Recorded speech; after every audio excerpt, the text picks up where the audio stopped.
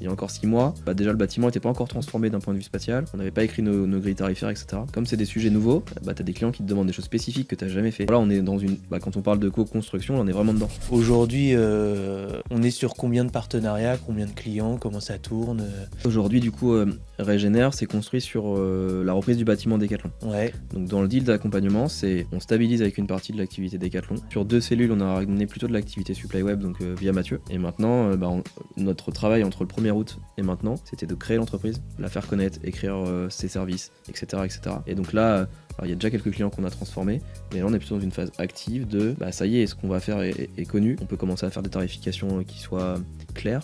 Et donc là on est dans une phase très active où on est en train de chiffrer pour rentrer du client. Donc là, action commerciale plus là. Là on est vraiment dedans et ça devient concret en fait. Il y a encore 6 mois, ça aurait été difficile de... déjà le bâtiment n'était pas encore transformé d'un point de vue spatial, on n'avait pas écrit nos grilles tarifaires, etc. Comme c'est des sujets nouveaux, tu as des clients qui te demandent des choses spécifiques que tu n'as jamais fait. Ouais. Donc voilà, on est dans une... quand on parle de co-construction, on est vraiment dedans. C'est comment tu vas venir affiner ton offre, l'écrire au fur et à mesure, mais pareil en partant des besoins de tes clients.